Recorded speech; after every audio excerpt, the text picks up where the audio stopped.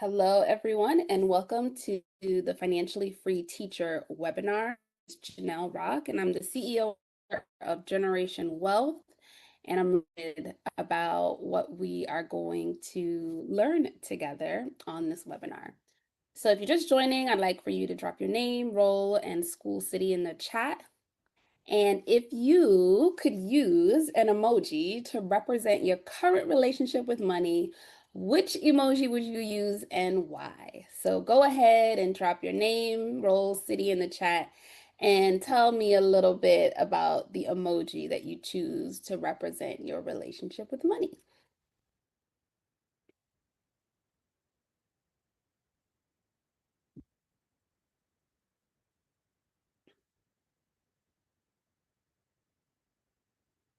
All right, Brianna, welcome.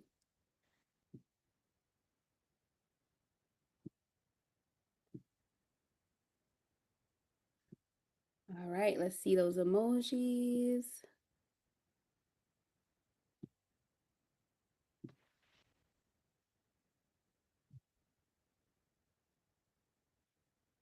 Oh, look at that emoji. It's kind of like, maybe a little sad, a little exhausted. Tell us a little bit about why you chose that emoji. You can drop a sentence or two in the chat.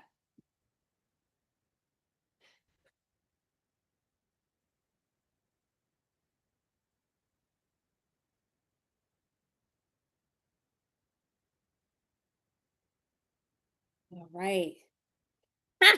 I love that happy face because I get excited when I have some. I know that's right. My little cousin came over today, um, and before she left, one of my family members gave her $5, and then I gave her another five, and she's like, "I'm rich." If only $10 is all it took, right? But we also know the potential every dollar has to grow. Dealing with unexpected costs. Yes. Oh my goodness. The life of an adult. We don't know how good we have it when we're kids, when we have all of these unexpected expenses. I totally understand. Um, so let's jump into it and talk a little bit about, how do we get some more of the money in our lives that make us happy when we have it in our hands? And how do we plan for the unexpected? I want to tell you a little bit about me before we get into the content for today.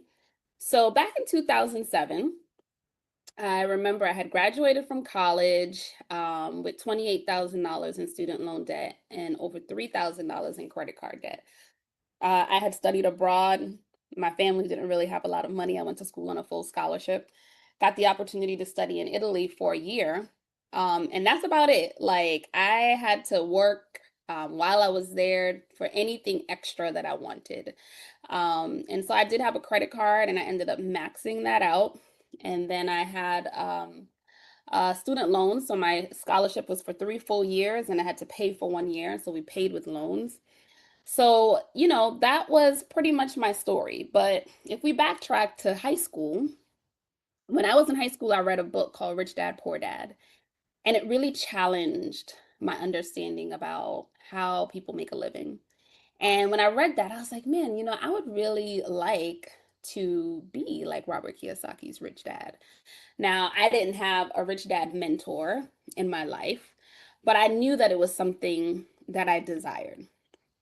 So in 2006, I started investing in real estate. I was 25 years old. I had been teaching for about 2.5 years. I was teaching first grade at my old elementary school in the classroom where I was a first grader many years ago. And even more interesting and ironic is that my first grade teacher, she was actually still teaching there. And she had an office in the back of my classroom. So I did have very good mentors when I was a teacher. All of my old teachers, almost all of them, were still at that school. So I received a lot of feedback, mentorship as a teacher. And I also started investing in real estate, and I didn't have many mentors. So what's interesting was when I got presented with this opportunity, it was a family member of mine who introduced this idea. He says, "Hey," he was actually my cousin's husband. He says, "Have this opportunity. One of my childhood friends. He's been doing, real estate investing, and he's been doing really well. We should go into business with him." So, first rule, anybody ever tells you about any business or anything and it involves another person, you have to treat a business partner the same way you treat a spouse. You've got to make sure you do your due diligence and learn everything about them, because when things go south, you got to know what you're dealing with. I did not do that. I trusted my family member, and we started buying these properties, right? So by 2006, I had already owned four investment properties, and they were all valued at over $300,000 each. Within 2 years, I lost all four of them and was in over $1 million in debt. And I remember the friend, we'll call him Marlon, he was nowhere to be found. He disappeared from the scene. I had four properties. My cousin's husband, he had four properties. So together we had eight. And it was a very difficult time. Imagine I'm a teacher earning $40,000 a year. I've got over $1 million in debt. Then I, lose the properties. The banks are calling me. I have no idea how I'm gonna do this.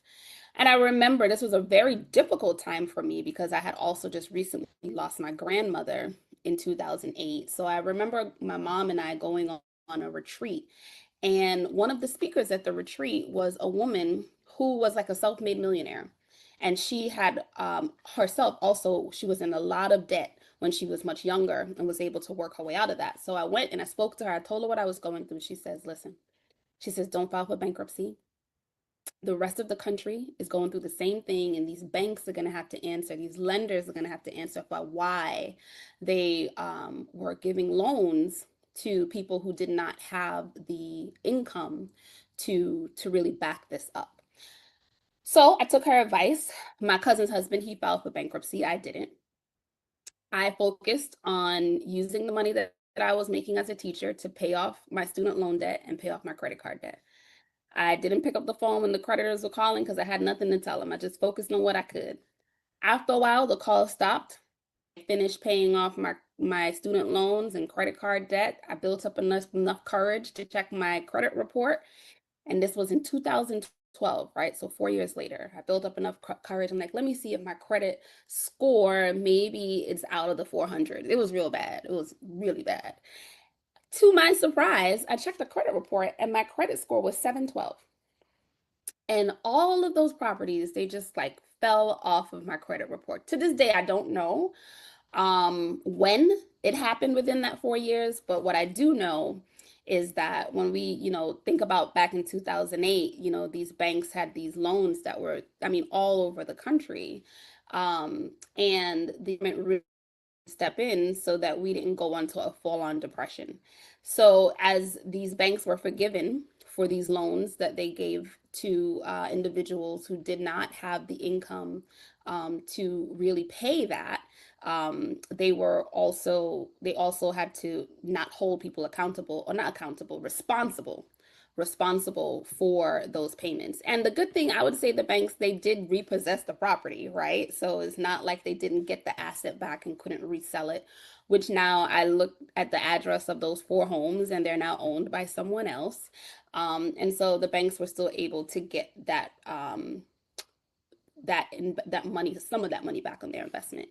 But it was a really difficult time for me because while I was going through it, I didn't know how it was going to end. Okay, so I focused on the student loans, I focused on the credit card debt, and I made a plan and I paid off all of that in 4 years, with some help of some federal student loan aid, right? So I was a teacher in a high need area, so we're going to talk about that if some of you are on the call right now and you may have loan debt. We're going to talk about how you can start to reduce and eliminate that.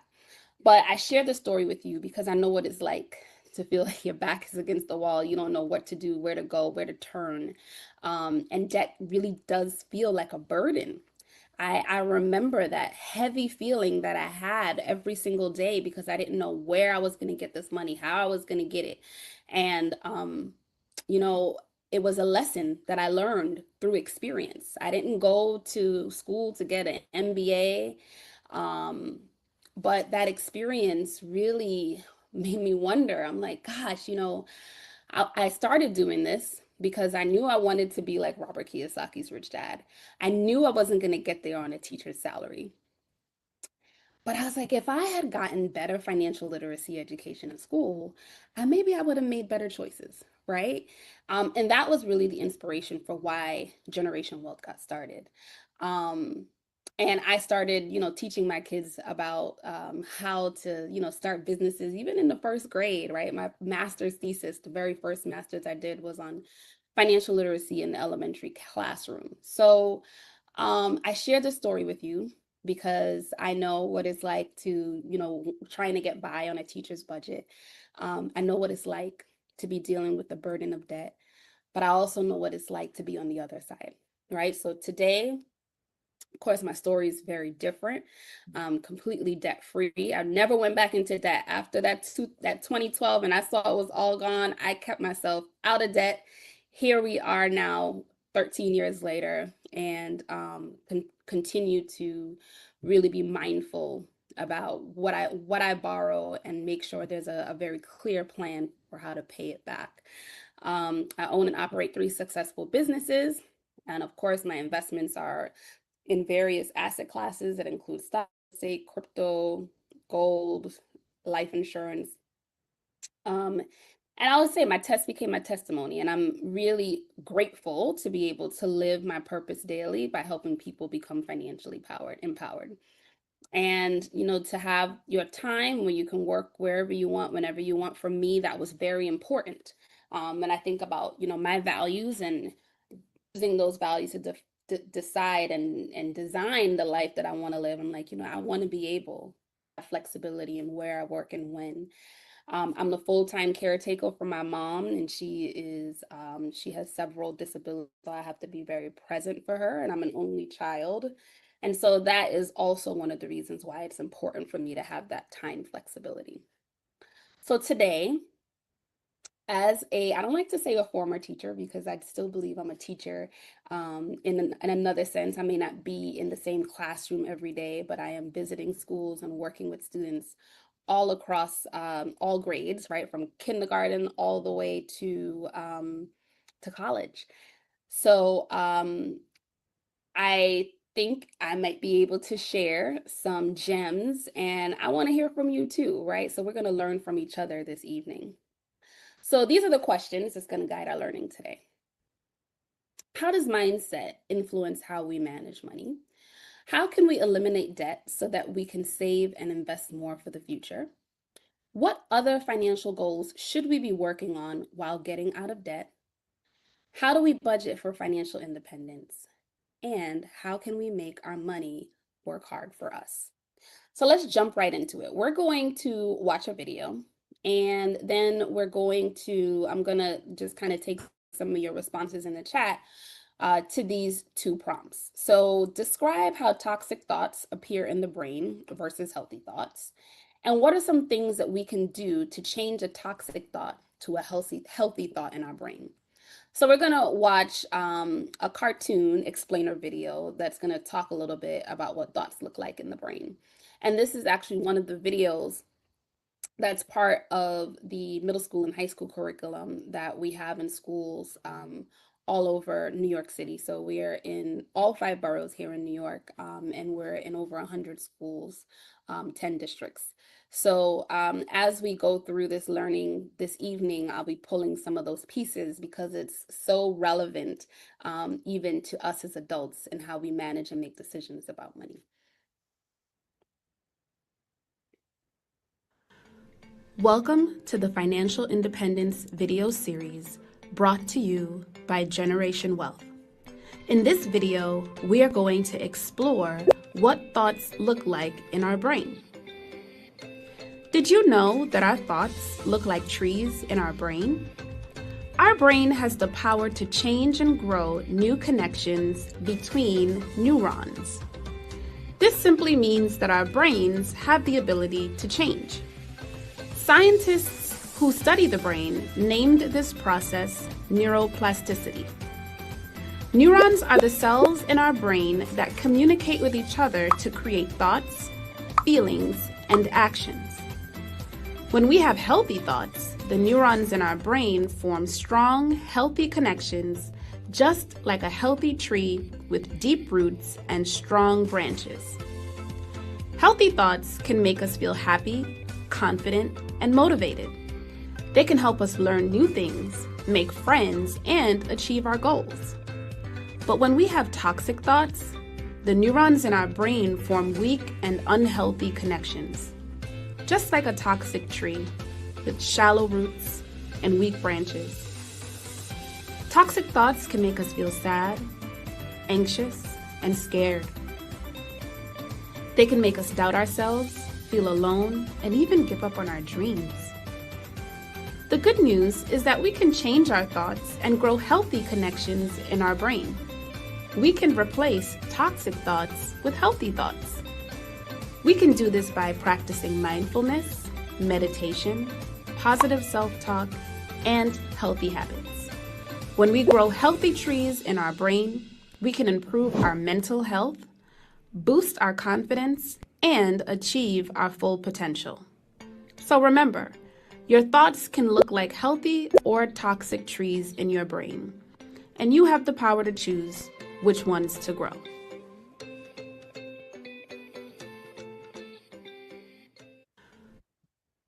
Okay, so based on what you learned in the video, how would you describe the way toxic thoughts versus healthy thoughts, how do they appear in the brain? What do they look like? And then what are some things we can do to change a toxic thought to a healthy thought? And you can go ahead and drop your responses in the chat.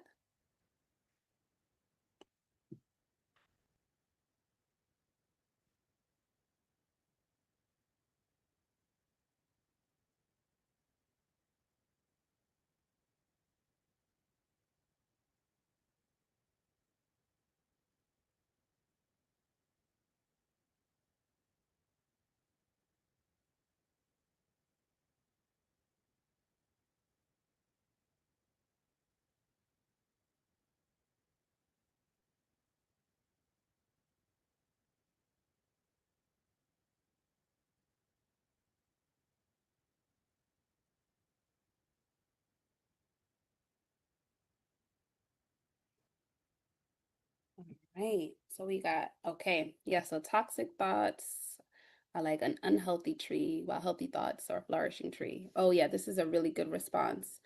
And we can change toxic thoughts to healthy thoughts by practicing mindfulness, right? And positive self-talk. We oftentimes refer to those as affirmations. Yes, thank you so much for sharing. So this is actually scientific. This is something that I first discovered through the research of neuroscientist Dr. Carol Leaf. And under a microscope, our thoughts actually, if we have negative thoughts, they look like dying trees. The neurons, they look like trees, like branches. And so when these thoughts are negative, they look like they don't have any healthy connections, right?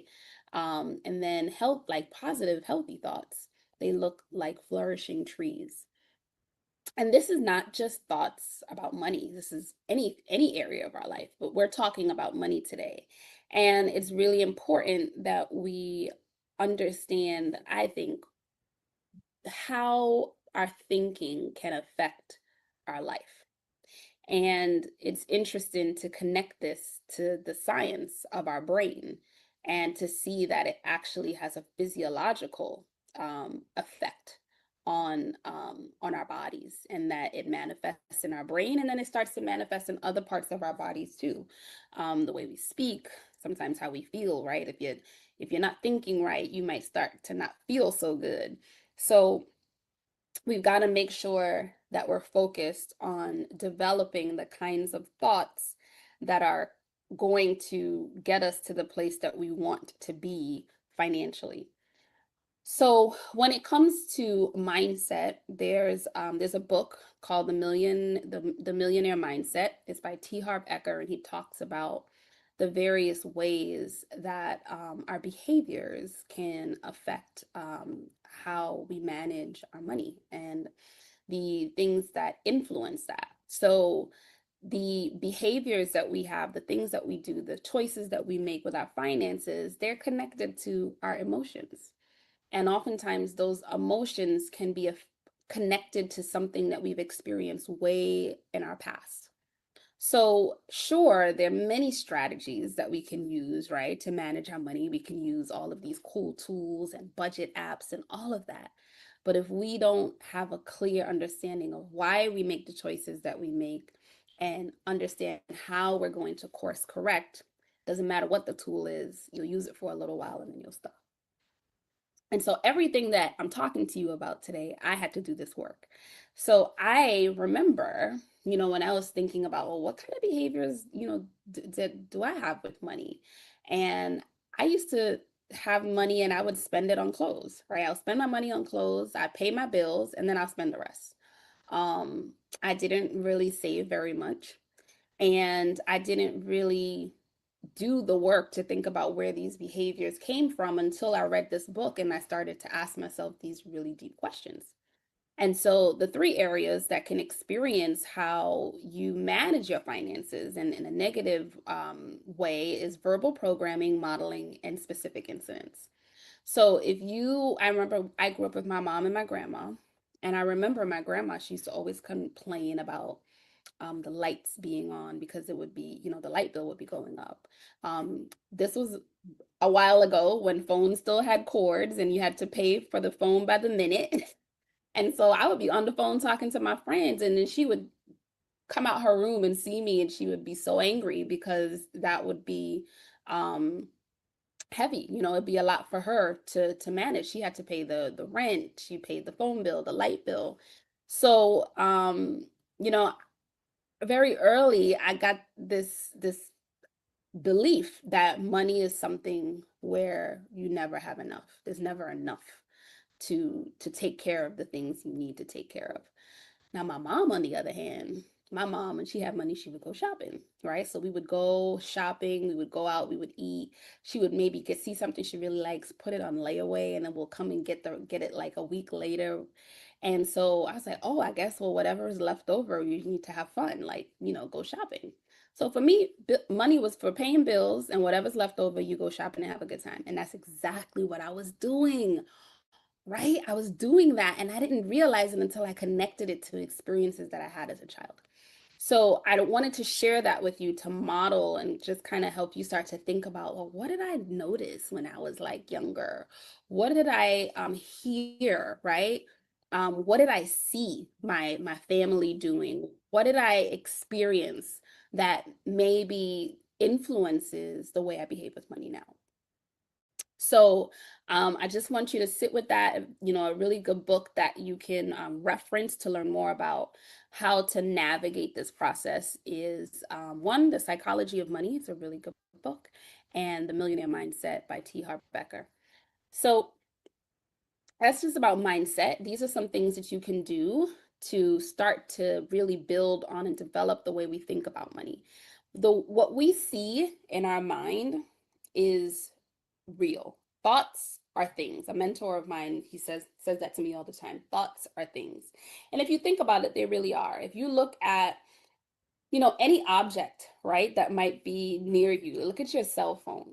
Your cell phone was a thought in someone's mind. I have an iPhone, so maybe not this version of the iPhone, but just think about, the very first iPhone that came out. That was a thought in Steve Jobs' mind. And then he was able to assemble the people and the materials in order to take this thought and to now bring it into this physical space where we can hold it and touch it and see it. So anything that you can see and perceive with your eyes, you also realize that that is something that started as a thought first. And so thoughts are very powerful. Thoughts are things, and we need to make sure that we're mindful about what we're thinking because it influences how we behave, okay? And the choices that we make with money. So reading books, if you don't have time, reading books could be time consuming.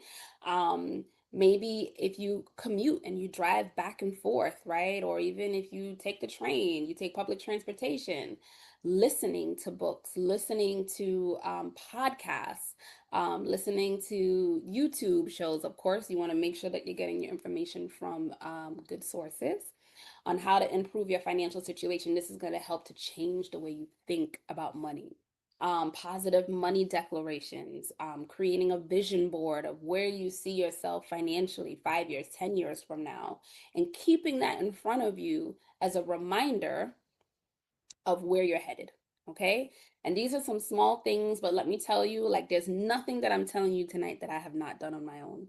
I still have my vision board that I made actually 12 years ago, and almost everything on that vision board I've accomplished. Including, Generation Wealth was not a business 12 years ago, and now it is. But I have a picture of a child on the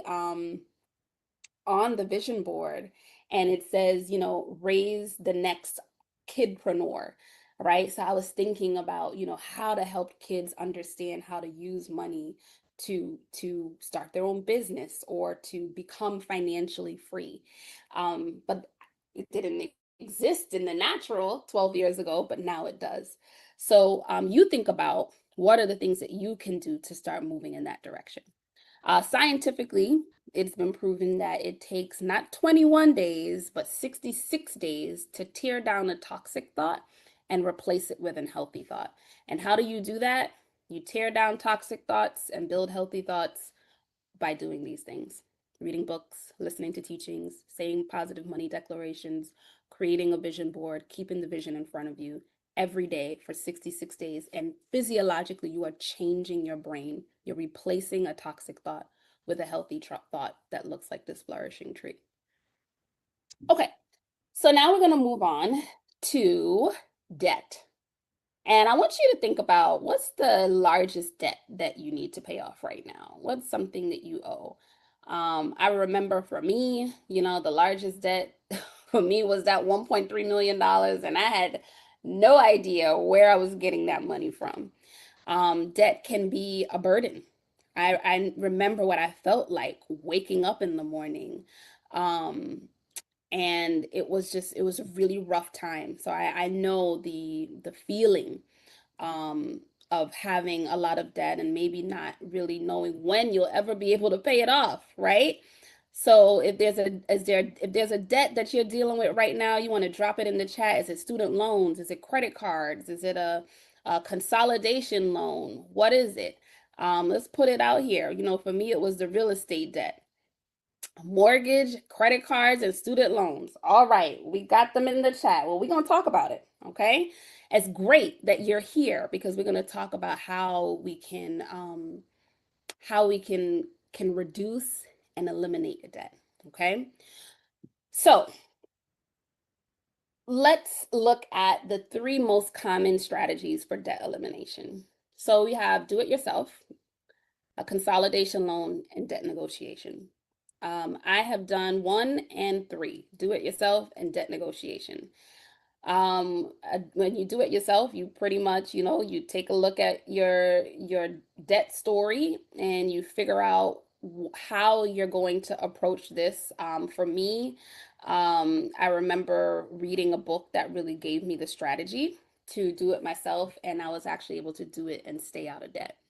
A consolidation loan is when a bank pays the total amount of your debt, and then you repay the consolidation loan back to the bank with interest.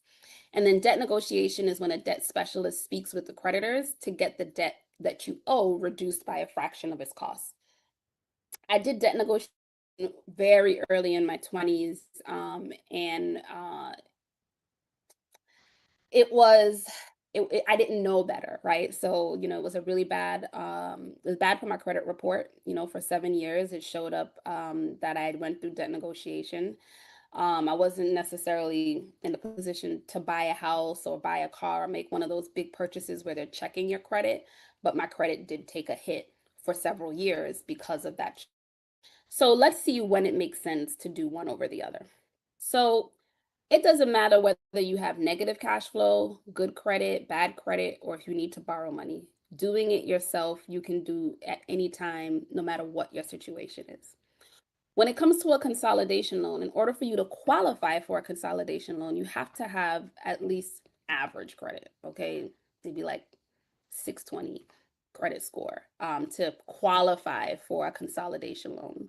Um, the good thing about a consolidation loan is if you know you're going to need to borrow money within 7 years, maybe for a home, for a car, um, for any big purchase, then you will still be able to do that as long as you make the payments on the loan on time. When you go through negotiation, debt negotiation is really for those who have bad credit and they have negative cash flow. That's when it will make sense. Um, you forget about borrowing money. If you go through debt negotiation, you're not going to be able to borrow money within 7 years because you're going to have a derogatory mark on your credit report and it'll stay there for that long. So, my recommendation is to do it yourself. All right. There's lots of value in going through this experience yourself because you really get to see, like, well, how did I get here in the first place? And you learn from the experience. It can be hard, but you find yourself in a place where when you finally make that payment, that final payment, it's just such a wonderful feeling of relief. And you've learned some stuff through the journey. And that way you don't go back, or if you find yourself back in that place, you know exactly what to do. So, in doing it yourself, there are two strategies. There's the debt snowball strategy. This is the strategy that I use when I did it myself. And this is where you organize your bills from the smallest to the highest debt. You pay off the account with the smallest balance first while paying the minimum due on all the other debt. So once the smallest debt is paid off, you combine the amount you were paying from the smallest bill to the next debt in line, and then you follow the process until every bill is paid off. The next strategy is called the debt avalanche. And this is where you organize your bills from the highest to the lowest interest rate. You pay off the account with the highest interest rate first. So instead of the highest amount, we're looking at the interest rate with the debt avalanche. And while you pay off the one with the highest interest rate, you pay the minimum due on the other debt. And then once the debt with the highest interest rate is paid off, you combine that amount that you were paying from that bill to the next debt in line. And then you follow this process until every bill is paid off. They work very similarly. You have to decide what's going to work best for you. If you want to be able to kind of celebrate those small wins along the way, I would say the debt snowball, right? Because you're starting from the smallest bill to the highest. The debt avalanche, if you have a lot of high interest debt, then it may be more beneficial to pay off to do the debt avalanche because you're focusing on paying off the one with the highest interest rate first. Okay, so let's look at this case study. So we have here Taylor, and Taylor, she has a total of $42,341.42 in consumer debt. She's committed to getting out of debt so that she can start saving and investing towards financial independence. She has $2,000 saved for emergencies. Yay, Taylor. So she's a surprise is not going to catch her by surprise. She's at least prepared for an emergency. And she has picked up a second job so she can add an extra $500 towards her monthly minimum payments. She can use either the debt snowball or the debt avalanche method. So let's work together to help her organize her debt for each strategy. So here's a snapshot of Taylor's debt. Okay, she's got a JetBlue MasterCard, a Chase Sapphire Visa, an American Express card, and she's got that Sallie Mae student loan. How many of you guys have at least one of these cards in your wallet? I know we've got some student loans here. I know I got a JetBlue card because I travel a lot. But I pay my bill off every month. But we're going to help Taylor get there. We're going to help see how can Taylor use the debt snowball or the debt avalanche to eliminate her debt. So here's a snapshot of her debt. So what we want to do now is I want to ask you using the debt snowball strategy, right? So the debt snowball, we are looking for the debt with the smallest balance. We're going to focus, so Taylor's going to focus on paying that off first, and then she's going to pay the minimum on all the others. And then when she finishes paying the one with the smallest debt, she's going to go to the second smallest and then keep going until she gets to the highest. So how would you organize her payment plan based on this information? Which debt should she start with, which should be first, which should be second, which should be third, and which should be fourth using the debt snowball.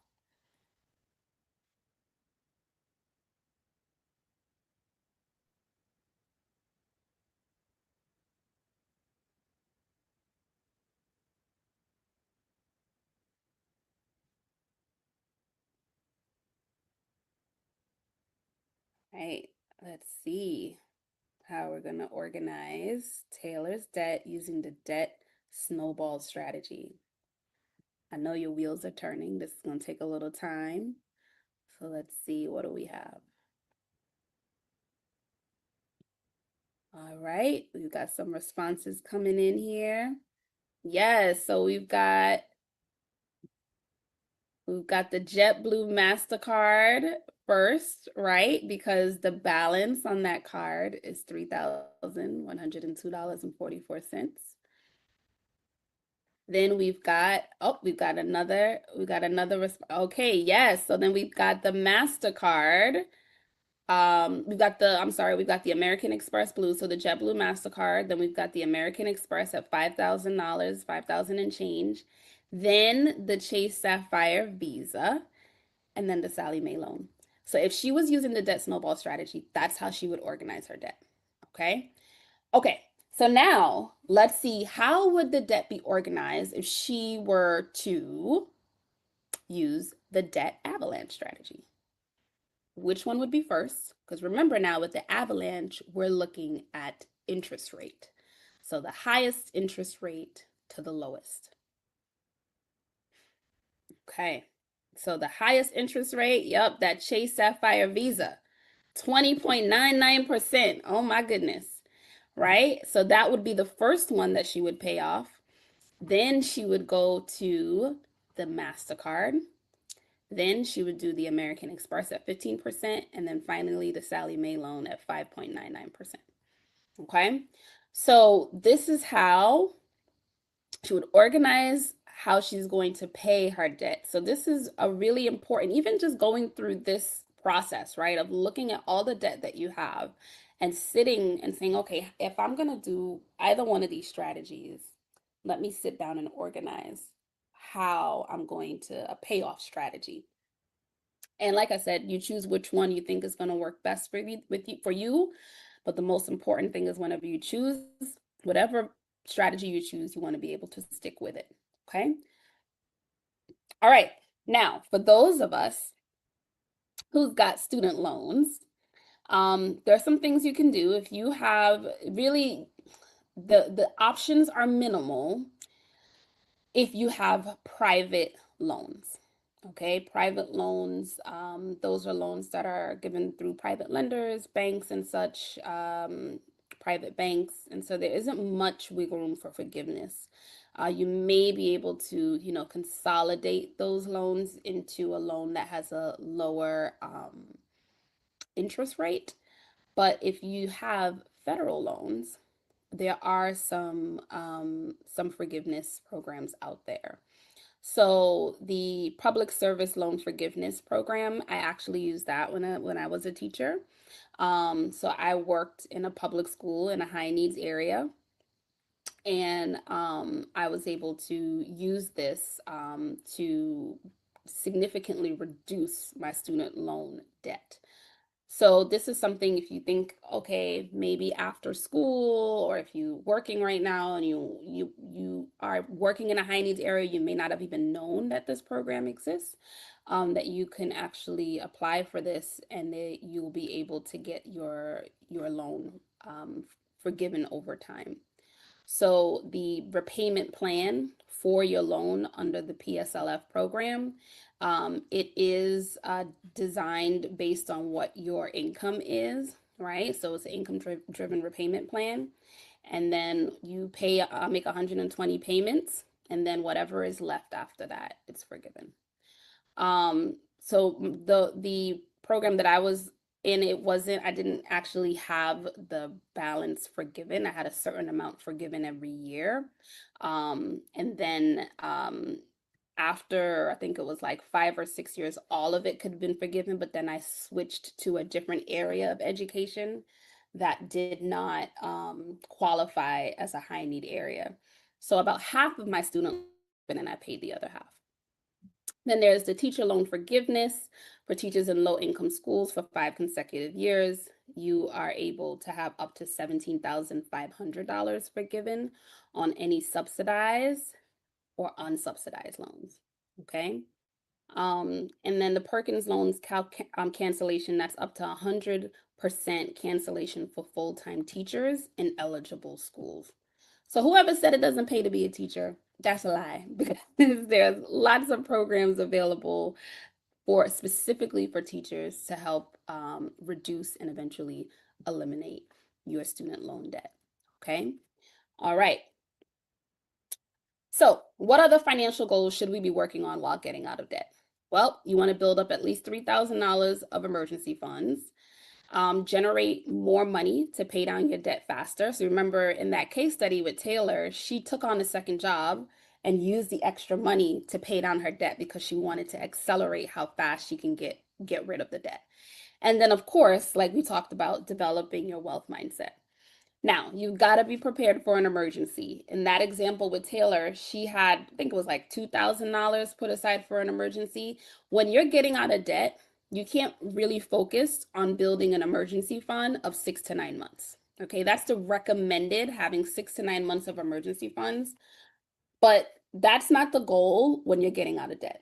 When you're getting out of debt, you want to have enough money to cover an emergency, a small emergency. Maybe, okay, you lost your job, that's where that 6 to 9 months. But in this case, you want to have, let's say you have an issue with your car, the transmission breaks down, you need a new refrigerator, or the boiler breaks in your house. You want to be able to pay as much of that emergency with the cash that you have on hand. Okay, so $3,000 in these times of inflation, it used to be 1,000, not anymore. We need at least I would say $2,000 to $3,000 put aside to help pay for any emergency that may comes up, because it's going to happen, right? It's this is life. It's not a matter of if an emergency is going to come up, is when. And when it does happen, we want to be prepared. Then the next thing, you want to generate more money to pay down debt faster and accelerate funding your investments. So create and sell an online course. You can sell themed student activities. You can create a subscription-based online community. Becoming a licensed notary, selling goods online, participating in the shared economy like Uber, Lyft, Grubhub. These are some ideas of how you can generate more money.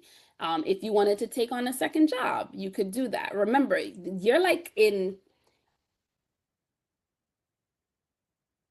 you have to be laser focused when you're focusing on getting out of debt. Because what happens is that debt takes away from what you could be putting aside to grow. And so we want to get out of this space where most of your money is going to pay this debt off, so that way you can free up now some of this money that you were paying towards your credit cards or your student loans, and now you're able to use that money to towards investments. Now, if you have a mortgage, right, your mortgage, owning a house in America, there are lots of tax benefits to that, right? But you also, it's probably your biggest expense, your mortgage.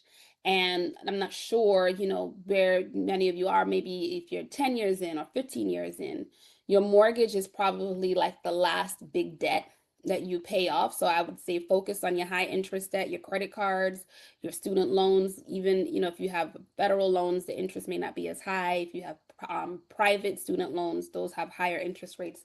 Eliminate those, and then you can invest and have a mortgage.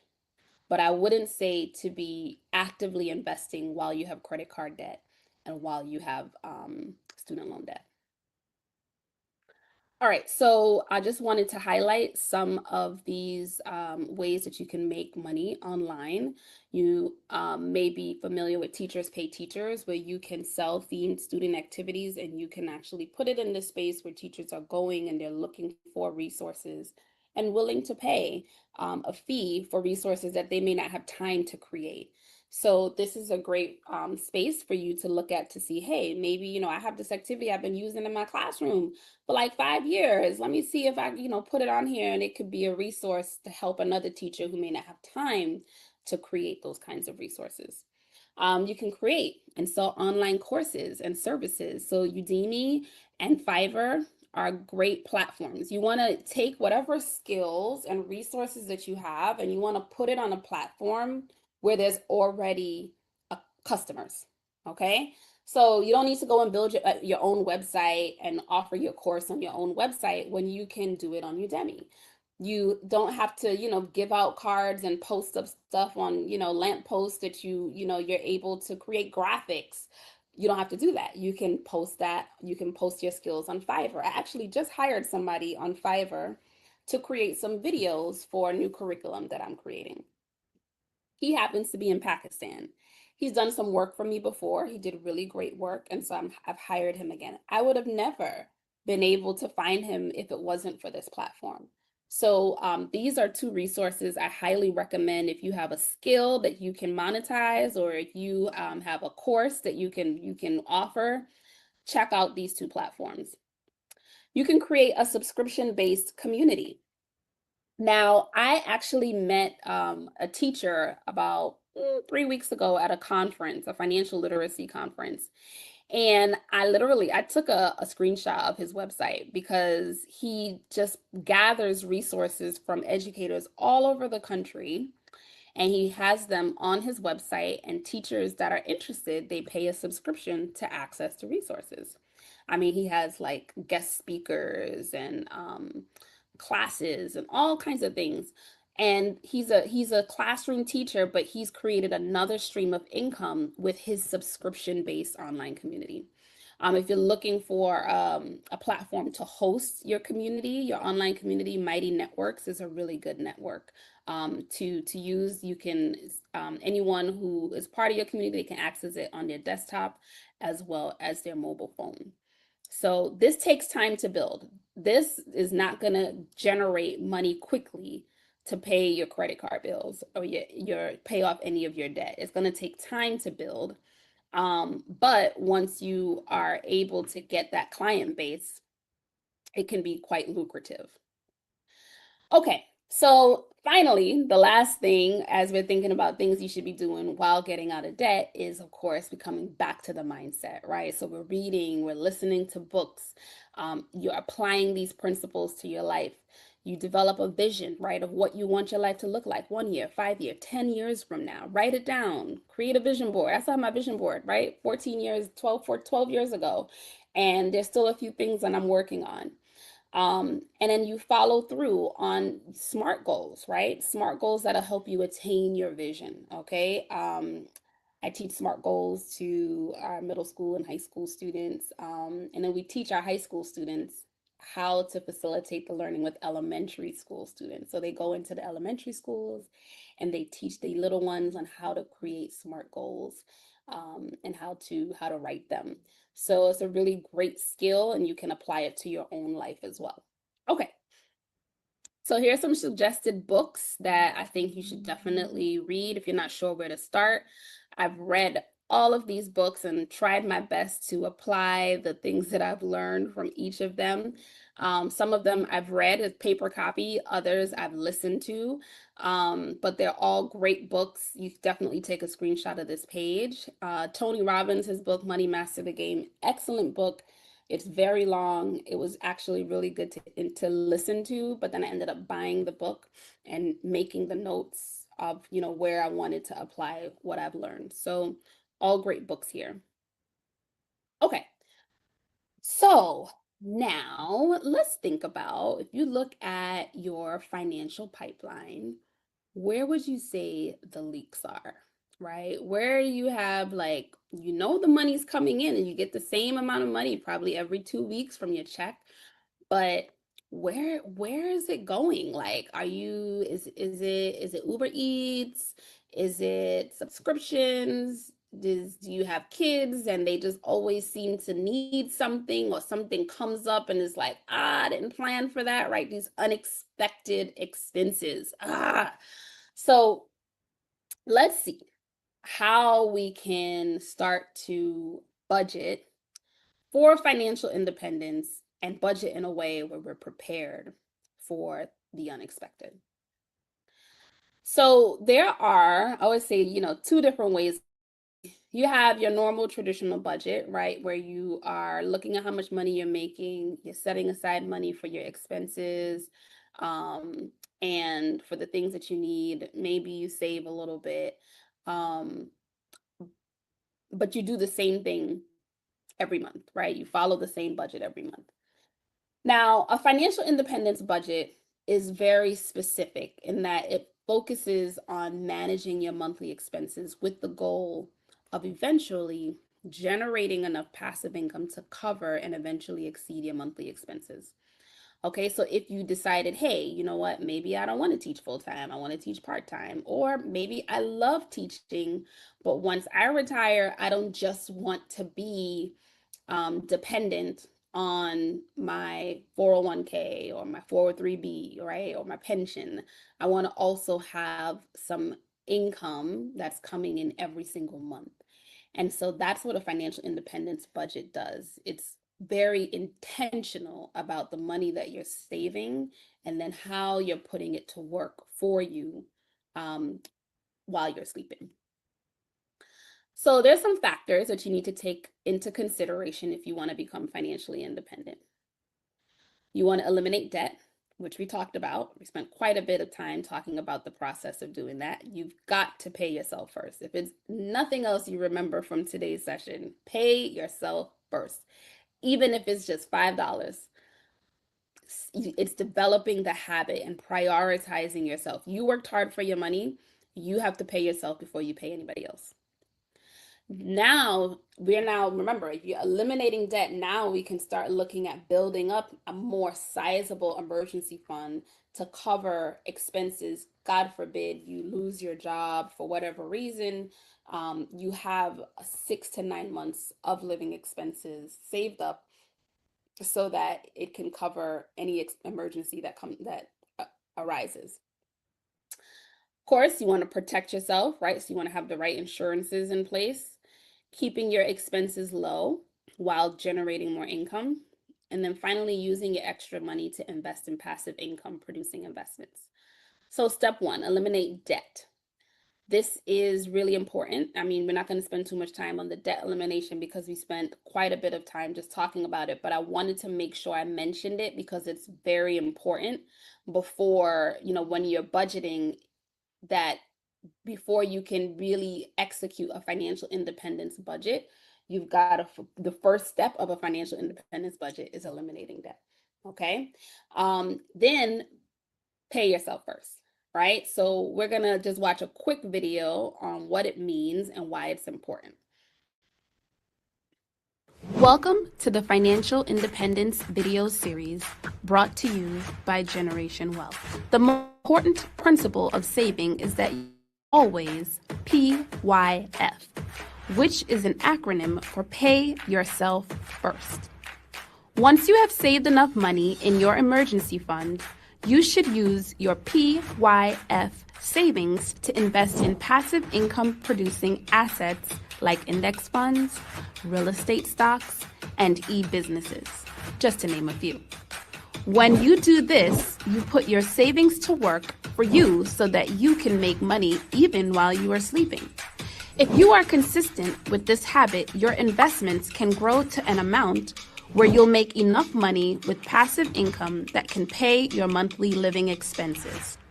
This is the first level of financial independence, and investing your PYF savings is one of the quickest ways to achieve this goal. Okay, so PYF, we probably gathered from the video, right? That PYF means to pay yourself first. And it's important because we want to make sure that we're prioritizing ourselves because we're the ones that's out there working for the money before we are paying all of our other that debts that we owe, your monthly expenses. And like I said, it doesn't have to be a whole lot of money at first. You just want to develop the habit. Okay. Um, moving along here a little faster through some slides than others, just because I want to make sure that I am honoring your time and that we are able to end at the time that I stated. So step 3, building up a 6 emergency fund. If you're not prepared for emergencies that will happen, then you're not ready to live a financially independent life, because one emergency can turn your life completely upside down. So now we're moving the $3,000 to cover a surprise to 6 to 9 months, so that anything that happens, you can sustain yourself for several months before, if you need to find another job, or another consistent source of income. Okay. This is going to be very important. This is a very important building block or foundation to becoming truly financially independent. Then protecting yourself. Okay, so want to make sure you've got your health insurance, disability insurance, life insurance. If you're a home, you got to have homeowners insurance. As a renter, renter's insurance. Renter's insurance is extremely inexpensive, but it's so important. A neighbor of mine a few years ago had a fire in her apartment, and she lost a lot, but she didn't have renter's insurance. But the person who lived under her, that ended up having the water damage from the fire department that came in with the hose, she did have renter's insurance, and so she was able to get much of her stuff replaced, at least in terms of getting the money to replace those things, because she had a renter's insurance policy. A will and healthcare proxy. You're working so hard. You want to make sure that, God forbid, something happens to you, you have someone in place who will be able to speak for you if you can't speak for yourself. And, God forbid, you pass on, that you're very clear about what's going to happen with the assets that you currently have. Okay. So as we're building wealth, we also want to be mindful about how we protect our wealth as well. And in step 5, so keeping your expenses low while generating more income. So these are some guiding questions that I want you to consider as you are thinking about, what does this mean for me? So how much money are you paying in subscription services? Do you need or use them all?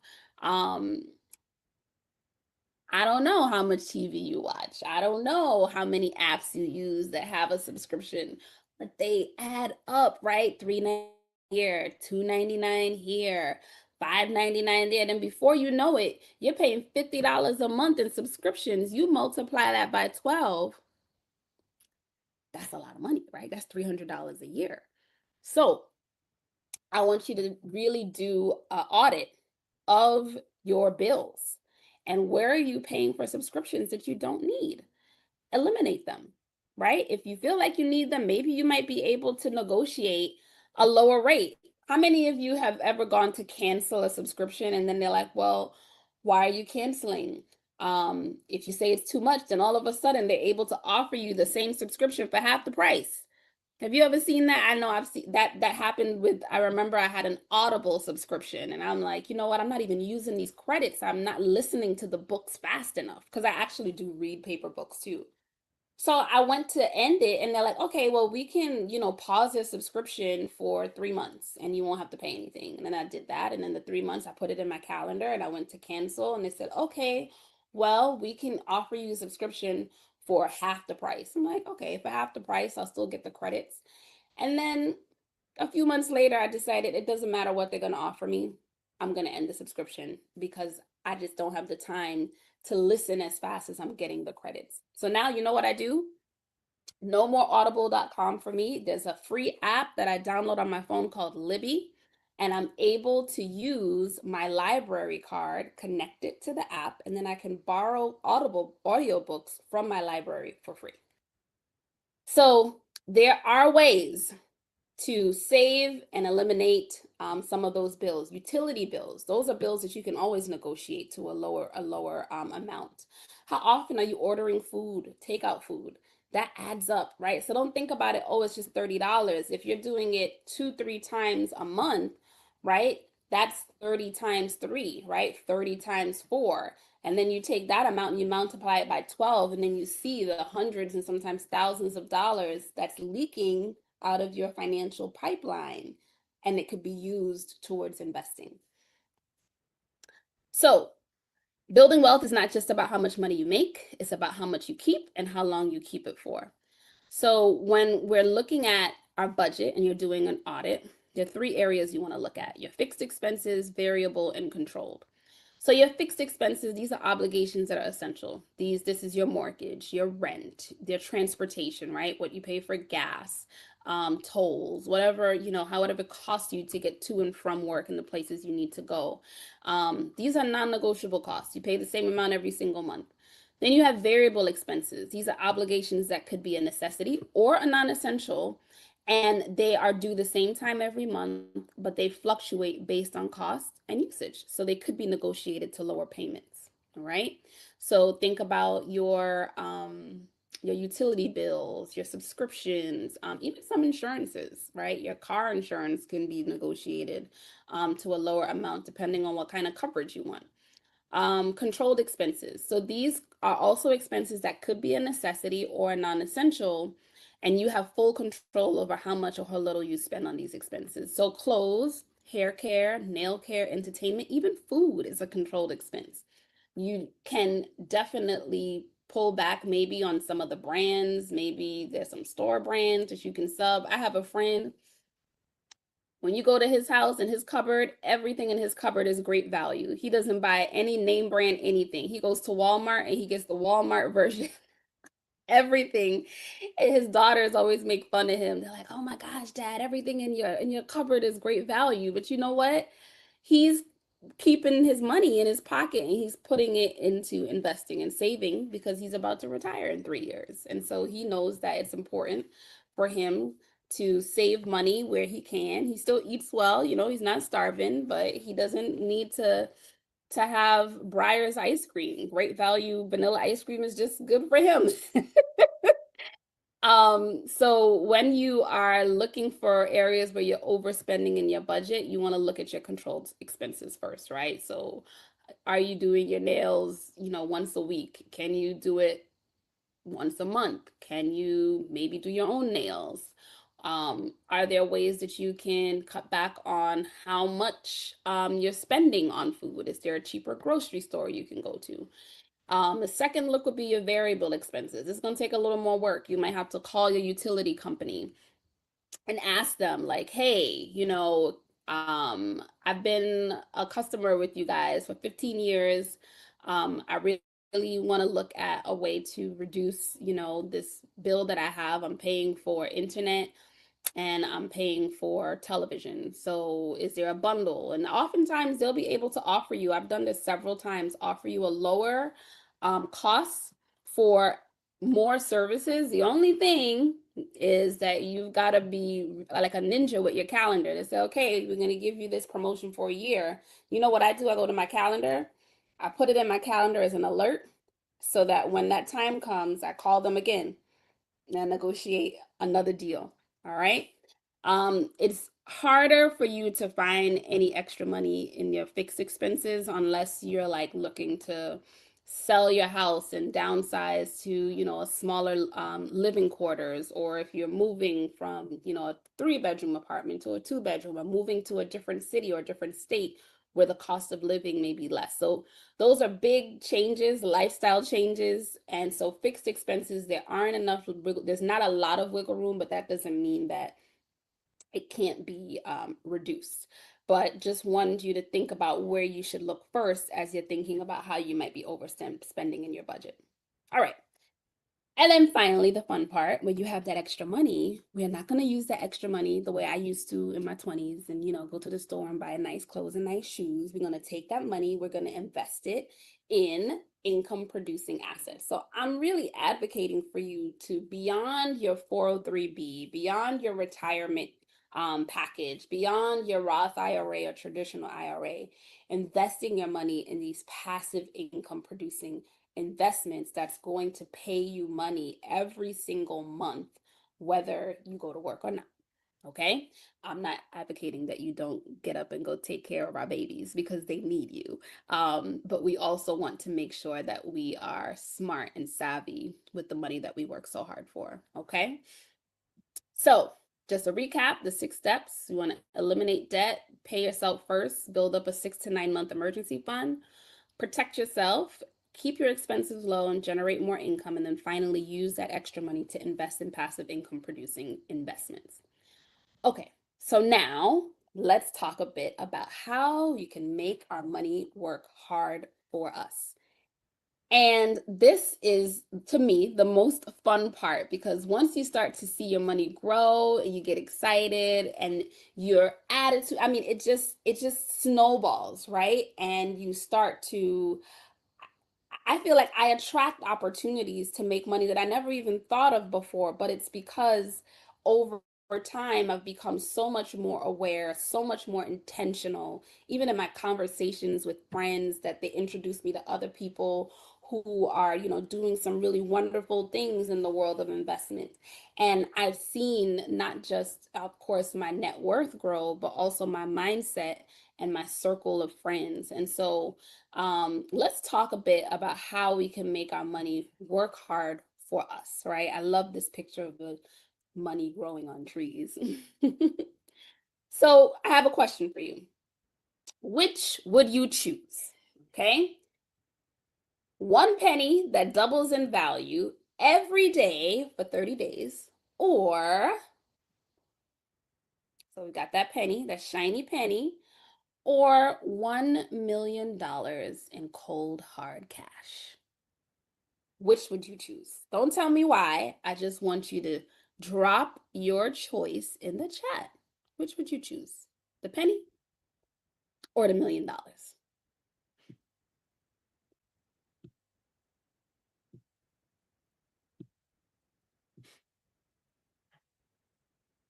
Ooh, all right. We got some pennies here. All right. So let's see this video. Now I wasn't sure if I wanted to show this video, but I just love the lesson here.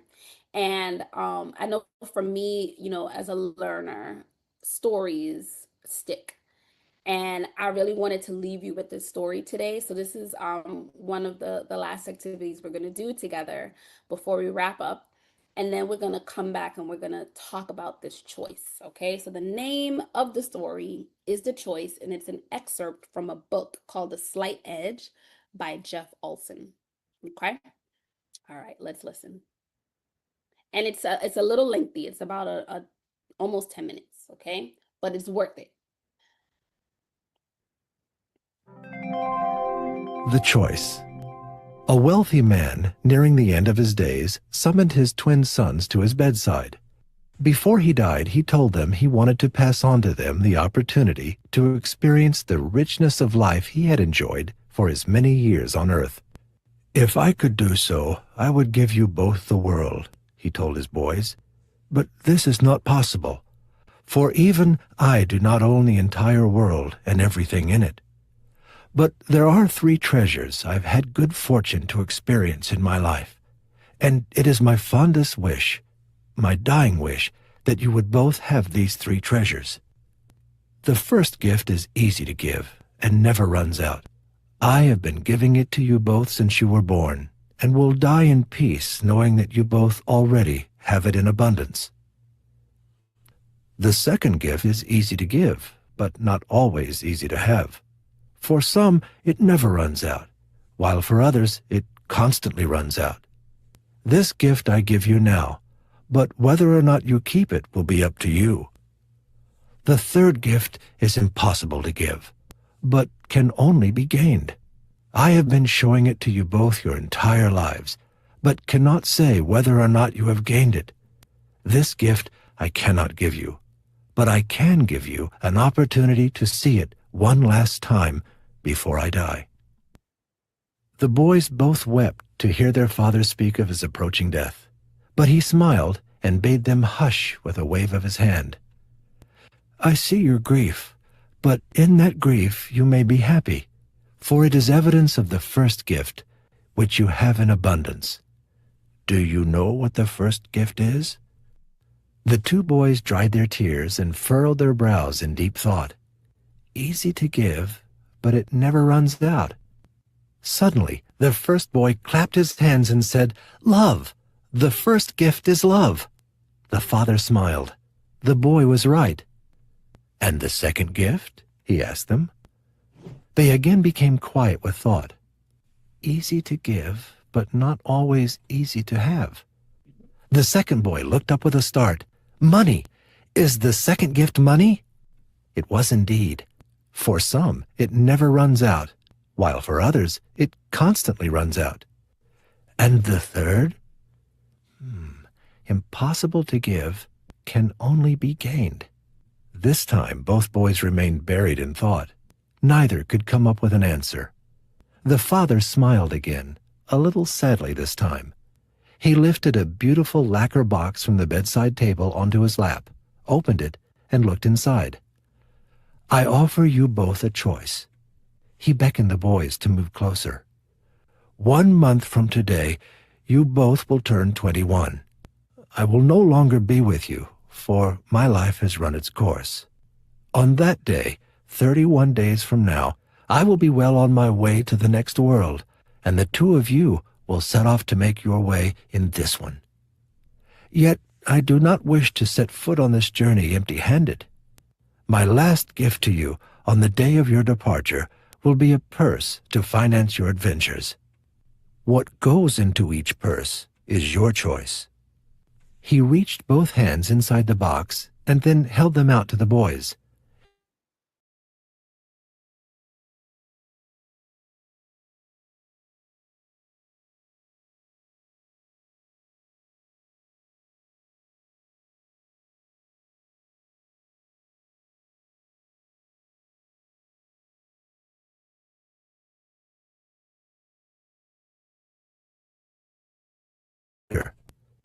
If you take the penny, you may also take it with you or leave it in your purse. However, if you choose the penny, my Treasury Director has instructions to double the contents of your purse every day.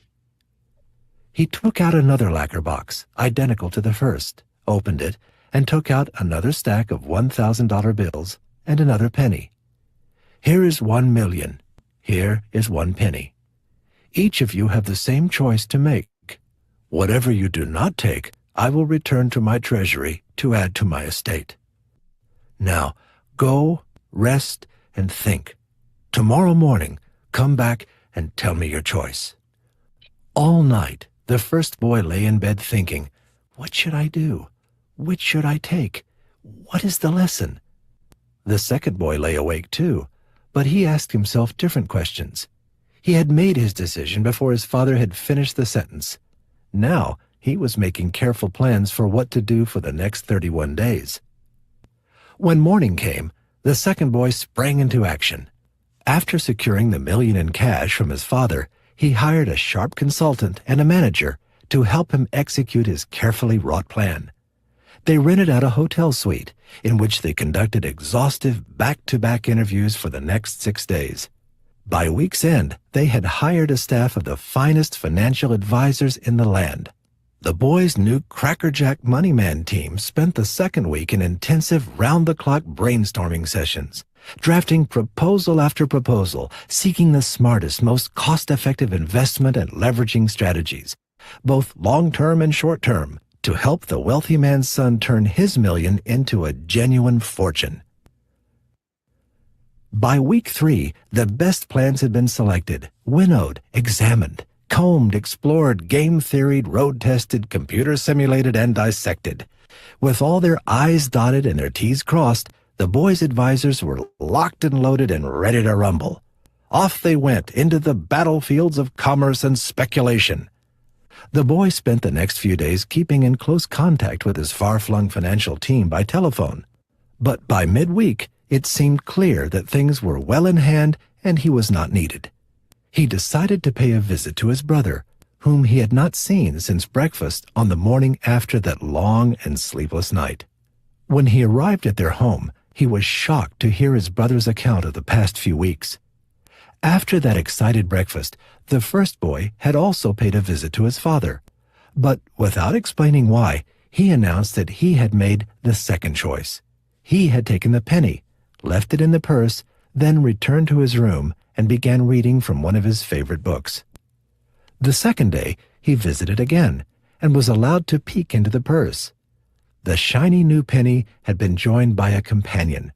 On the third day, he found 4 pennies. On the fourth, there were 8. And on the fifth, 16. Then 32. By the end of the week, just as his brother's ace financial team was assembling in the beautiful hotel suite for the first time, he had amassed a nest egg of 64 cents. By the end of week 2, with nearly half the month gone, his piles of pennies had swelled to just shy of $90. $81.92 to be exact. Now, a few days into the third week, the purse's contents had grown a bit more. He now had a sum of $655.36, he proudly pointed out, easily enough to sustain him on the road for a full week. "But you poor sap," his brother cried on hearing his story. "I can't believe you went for the penny. It's not too late. Visit our father. See if he will relent and give you your own million. Or if he insists in prorating the amount, then even just half the million. It's better than scrabbling by on a few paltry hundred. And if he refuses, you've got me to help. I can't stand the idea of you venturing out into the world with scarcely enough to feed yourself for a week." But the brother seemed unperturbed and wouldn't hear of it. Toward the end of week 4, the second boy's top advisors brought him some worrisome news. The markets, it seemed, had gone a bit soft, taken a bit of a tumble, actually. The team had acted quickly and salvaged what they could, but their earlier rosy projections would most certainly need to be revised downward. The boy thanked them for their vigilance and waited, fretting and anxious. At the close of the week, the team brought mixed news. Some investments had performed quite well, others had suffered. All in all, the boy had made a modest gain. Starting with his $1 million in cash, his team had succeeded in parlaying that into nearly $1.5 million. Unfortunately, his expenses, including their commissions, tax, bills for the hotel suite, broker fees, and the rest, came to just over $500,000. The boy had ended the month with just a bit less than he started. In a panic, he rushed to see his brother, to see how he had fared with his $655.36, only to receive yet another shock. On day 28, his brother's purse of pennies had passed the $1 million mark. On day 29, the $2.5 million mark. Yesterday, on day 30, it doubled to more than $5 million. The boy who chose the penny had discovered the extraordinary power that some have called the eighth wonder of the world, the remarkable creative force of compound interest. And today, the boy who chose the penny was worth more than $10 million. This son gained the third gift. The first gift, easy to give and which never runs out, is love. The second gift, easy to give but not always easy to have, which never runs out for some and is always running out for others, is money. The third gift, which cannot be given but can only be gained, is wisdom.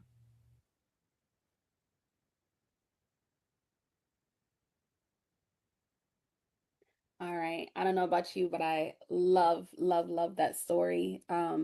It's a reminder of the magic of patience, right? And waiting, and wisdom. You know, wisdom is the key to lasting wealth.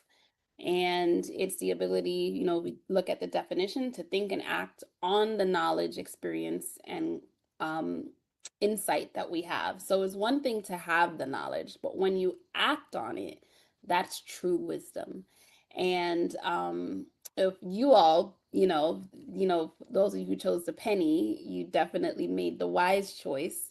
Although that brother had to wait 30 days, I'd say 30 days is nothing if it meant that at the end you'd have over $10 million, right? So when we think about wealth, it's not just money, but it's resources, it's material possessions. I think even the quality of relationships that you have with your family and friends add to a wealthy life. And you got to think about how you can move wisely in these areas with the assets and the things that you hold that are of value to you, right? So how do you steward your relationships with your family, with your friends, with your coworkers, and keep them intact? How do you manage the things that you value, right? Whether it's your home, your money, your investments. I always, there's a saying that I use with my friends, and they always say, "Oh, here you go again. How you do anything is how you do everything." And so, even if it's the smallest act, if you do it with pride, you do it with care, you do it with thought, you do it with love. Uh, it's a habit that you're building and how you do things, and then it permeates into everything that you do. So just I just wanted to really talk a bit about that before we go into our last piece and wrap up for today. So, I want to just bring to your attention. I've talked a lot today about investing in income producing assets beyond your retirement savings. And the strategy that I use is one that's called income investing. And I invest in assets that I know are going to provide me with an income for years to come. So it's a strategy focused on building a steady stream of cash flow from investments rather than relying only on growth in value. So income investments include dividend paying stocks, real estate investment trusts, actual traditional real estate, bonds, high interest savings, and CDs. That's the most conservative. I usually put my money there when I'm saving it for a bigger investment, usually real estate. If you're not familiar with real estate investment trusts, it's a low cost way to enter into real estate investing without having to be a landlord, dealing with, property managers or anything like that. You can actually invest in commercial properties like hospitals, data storage centers, hotels, billboards, through stocks on the stock exchange that are known as REITs, real estate investment trusts. And these are companies that hold these commercial types of properties, and they pay out 95% of their income to their shareholders every single month. So you can invest in real estate for as little as $50 in the stock market, and you are able to, every real estate investment trust, they pay dividends because the whole point is to be able to collect a monthly income from your holdings. So real estate, of course, that's one of the oldest ways to collect passive income. Bonds, a lot more conservative, but you do have bonds, you hold them for a while and then you're able to collect money from that. And then high yield savings accounts and CDs. So we do a lot of work with teachers and with families and also with students on step by step on how to actually start investing in these various types of assets. But the very first thing you got to do, you got to open a brokerage account. So if that's the one thing you do today, you go ahead, you open a brokerage account. It doesn't matter who. These are some very well-known brokerage firms: E-Trade, Charles Schwab, Fidelity. You make a list of the products that you enjoy using in your daily life that you'd be interested to invest in, right? Do you drink Coca-Cola? Do you stop by McDonald's for coffee in the morning or Starbucks? What kind of technology do you use? Do you have an iPhone or do you have an Android? Make a list of those products. And that will be where you start, because most of these products we use every day, they're actually Fortune 500 companies. These are companies that are, in the S&P 500. And so that's where you start your research, but that's not where it ends. And then you start to use the stock app on your phone to do a watch list. Now, if you want to learn more about this process, we actually teach this to our kids through our curriculum, which I'm going to talk to you about a little bit. If you met me at a conference, most likely I gave you one of the student handbooks. And so we teach kids all like 8 steps to start investing in the stock market. And so we outline that for them, and they go on, they open their brokerage accounts, they're researching stocks, they're buying stocks, holding them, investing in them for the long term.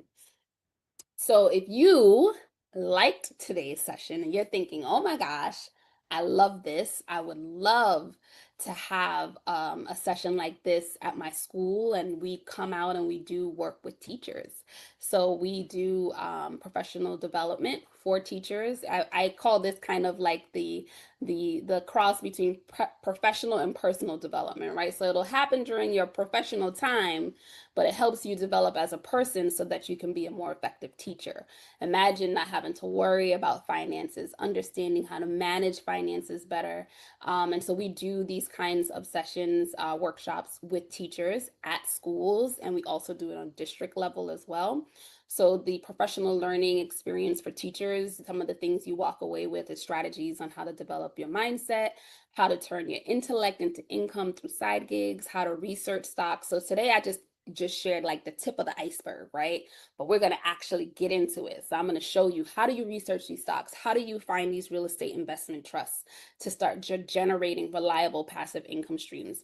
And then you get lots of resources and tools to support your debt elimination and wealth building journey. If I met you at a conference and you got one of our student handbooks, we actually have one for adults. And so that's the picture of the one there on the right. And so usually when schools sign up to have this workshop for their teachers, it includes the book for each teacher. And so it has everything that's in the student handbook and some. So if this is a series that you're like, I want you to come to my school, definitely tell your principal, your administrator, your superintendent about today's session, and they can share my information, and they can set up a call so that we can figure out how we can bring all of this financial literacy goodness to your school for the teachers. I Teachers changed my life. I love them. I do this session once a month as a way to pay it forward for teachers, because you all shape our future. You're always working with our babies and helping them become better people, because they're the ones that's going to be taking care of me when I'm an old woman. And so I value and love teachers, and it's really an honor for me to do this session once a month for you all. But if you love what you heard and what you learned today, please share it with your school so that we can come in and we can do this on a larger scale. We also have a curriculum for students. We have a middle school and a high school curriculum. And that curriculum is digital, it's accessible all the time. And then we have, of course, our student handbooks that go with that. It's being used right now in New York City in over 100 schools across all 5 boroughs. And so it's definitely a great resource. I mean, the kids, the testimonials, we have, so many wonderful young people that have gone through our program, and they've made some amazing strides in their financial future because of what they've experienced with generational wealth. So I'm going to show this last video, and then that'll be it for this evening. At Generation Wealth, we believe in empowering the leaders of tomorrow by providing essential financial education right where it matters the most. In schools, our school-based services include on-site and virtual learning for teachers, parents, and students. Our comprehensive programs are designed to equip learners with the knowledge and skills they need to navigate the world of finances confidently. Generation Wealth offers standards-aligned digital curricula that can be accessed from any desktop or mobile device. Our financial independence curricula are tailored to suit different age groups, ensuring that students receive age-appropriate lessons on manifesting, making, managing, and multiplying their money. And that's not all. Complementing our school-based services is the Generation Wealth Financial Independence Handbook. This invaluable resource is the perfect guide for students.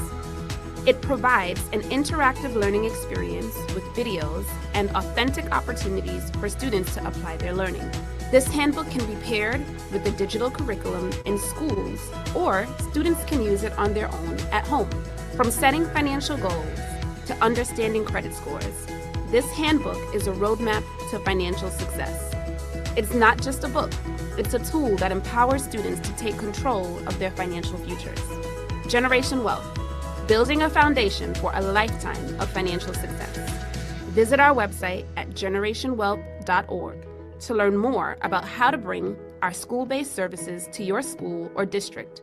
Because when it comes to financial education, we're not just teaching, we're transforming lives.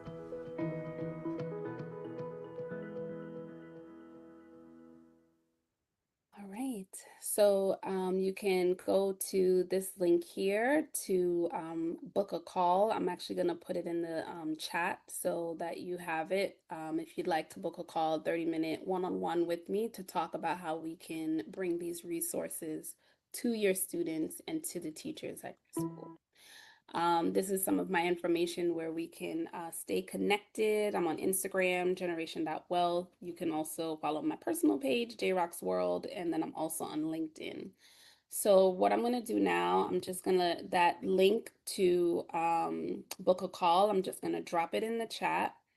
So if you're interested in booking a call to talk more about what this could look like at your school, I want to make sure that you can do that. And that's it for this evening. I want to thank all of you for joining this evening. I hope that you had a wonderful learning experience and you walked away with something today that you did not know before. And let's see where our paths, cross again. And hopefully, I'll be able to meet you in person at your school. Have a wonderful evening, and thank you so much for joining our webinar. Thank you.